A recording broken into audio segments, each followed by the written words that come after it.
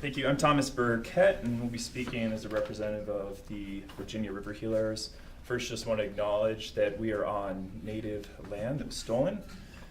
Thank you for the opportunity to speak amongst many Virginians who are standing up for the health of our rivers, streams, and water. And also great to see Pennsylvania's, people from Pennsylvania here, West Virginia, and North Carolina as well. It's really a treat. I'm here today because Atlantic Coast and Mountain Valley pipelines would pose serious threats to Virginia's rivers and water security. The VRH looked at the proposed past Atlantic Coast pipeline and the Mountain Valley pipelines. The Virginia River Basin's impact map shows that these high-volume fracked gas pipeline projects would interfere with many of our rivers. The construction of these pipelines would impact a total of 6 river basins in Virginia. The impacted river basins comprise the majority of Virginia's source of fresh water.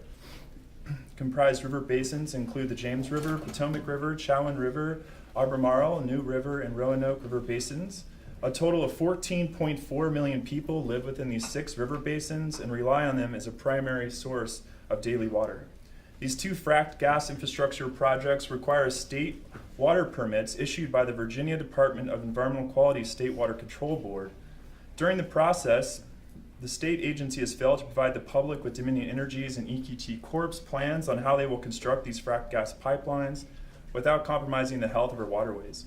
Section 303D of the Clean Water Act requires states to identify waters where current pollution control technologies alone cannot meet the water quality standards set for that water body.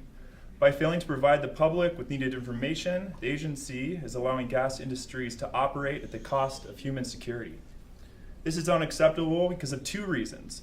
The first being the severity of what is at risk, our water. And the second being that both primary partners, Dominion Energy and EQT Corp, have proven to be bad actors in the past. These fracked gas pipelines would cut across, through, and over 2,600 plus water bodies.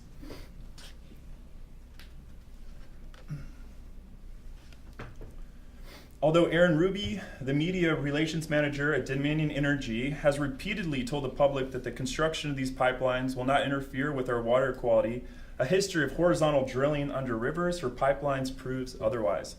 In April of this year, 2017, the Rover pipeline was horizontally drilling for a fracked gas pipeline in Ohio. The process spilled over 2 million gallons of drilling fluid and bentonite into a wetland area along the Tuscarawas River. Locations where horizontal drilling would occur in Virginia would also be areas and communities that are already experiencing environmental displacement and violence from compressor stations and energy waste legacy sites. The planned location of drilling under the James River is in Buckingham County, the same county that Dominion plans to build a fracked gas compressor station. Another example of a targeted community is Gilmerton, Chesapeake, an area that has faced Dominion Energy's coal ash waste sites for years on the west branch of the Elizabeth River, and is now being threatened by the Atlantic Coast pipeline and horizontal drilling. On top of this, both primary developers, Dominion Energy and EQT Midstream Partners, have proven themselves to be bad actors. Dominion Energy, a primary partner of the Atlantic Coast pipeline, has compromised Virginia's water security in the past by dewatering a coal ash site without permits at their Possum Point location, coal ash impoundment leaks on the James River, and most recently, a judge ruled that their waste site on the Elizabeth River was leaching arsenic into the waterway. EQT Corp, an acting partner in the Mountain Valley Pipeline, has demonstrated as a bad actor in Pennsylvania. EQT pressed back on Pennsylvania's Department of Environmental Protection after the DEP levied a $4.5 million fine against EQT over leaking wastewater impoundment at a fracking site. In 2014, EQT received the biggest fine in Pennsylvania at the time and resulted in an arrest warrant. EQT also fought to appeal Pennsylvania court decisions that were established to hold EQT accountable for spills into state streams, groundwater, and soil. In January of 2017, EQT CEO Steve Schlotterbach was listed by the Water Terrorism Task Force as a top threat to Appalachian water security and still remains on the Virginia Water Terrorism List.